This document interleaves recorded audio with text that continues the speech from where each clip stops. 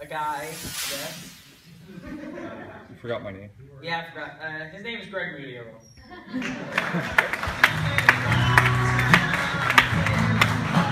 the man, the second funniest guy in his family, Alden Moody? Yay! Very funny. Well, I just came back from Arkansas, and I love Arkansas. They have a lot of things that we don't have here, like lawyers with 4 teeth, judges with 2 teeth, and doctors there still use leeches. But they're really open-minded to lots of different groups. I mean, the KKK has their own building in downtown Little Rock. And who cares that they make people from Mississippi look smart? The thing that I can't stand about Arkansas is the silent S. I mean, people from Kansas use their S, and it's about the same word. I don't know who thinks of these things. Probably Bill Clinton. And he's good at making S's because he's good with his tongue. I actually stayed at the same hotel that Bill Clinton had his famous affair with Jennifer Flowers. Yeah, and let me just say, the flowers there, a little wilted. Thanks for the grunt. Yeah, and you know, in Arkansas, they're still really proud of him for that affair. Yeah, because it was with somebody he wasn't related to. And from the hotel, you can see out in the distance the Bill Clinton Presidential Library. And I swear it looks exactly like a mobile home. Yeah, they even have Monica Lewinsky's dress on a big display there. Now, there's one other state that ends in the silent S, Illinois.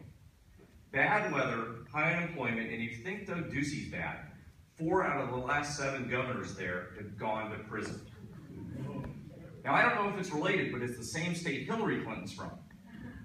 81% of residents in Illinois are surveyed to determine they say that's a bad place to live.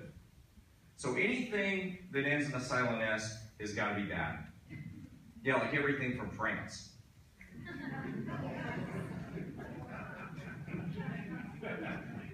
That always works when you complain about France. Okay, so I want to tell you actually a little bit about my dad. My dad lived to be 92, and he was a great man. I loved him dearly. When it was his time to go, he had no regrets. And I had no regrets about him.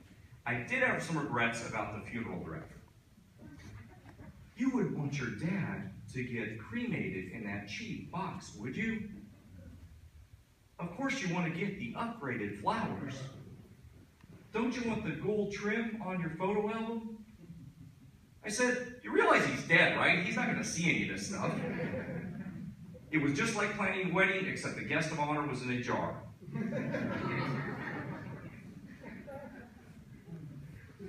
Yeah, and then of course he says, what about arrangements for yourself? No one lasts forever. I said, do I look sick? Are you saying I can get some sort of a 2-for-1 deal? Because if I can't, I'll kill you. Of course, I ended up buying the restful vacation package.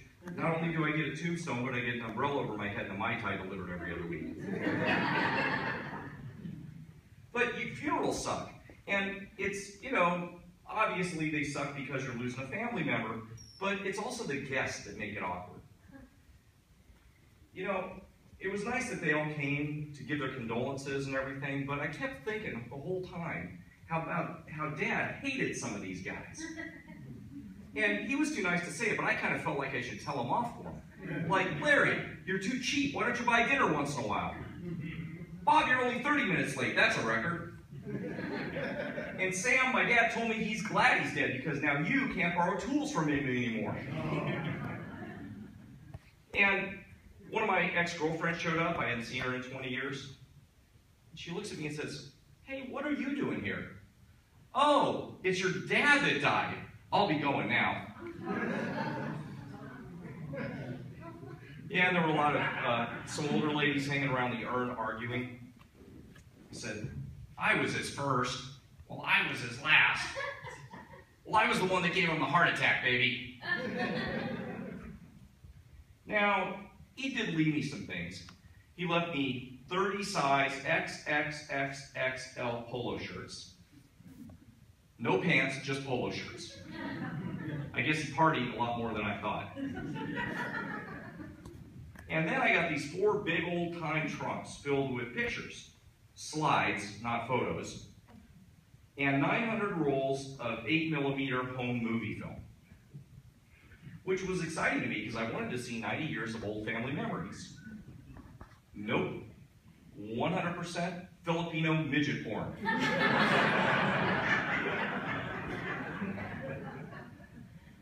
And I was glad my dad used all his money on himself. You know, that was fantastic. The problem is my son found out about this inheritance thing. And he says, "So Dad, let me get this straight. When you die, I get all your stuff and your money?" "Yeah." "Awesome! I mean, I hope you live a good life." Now he's counting the days till I die. It's true.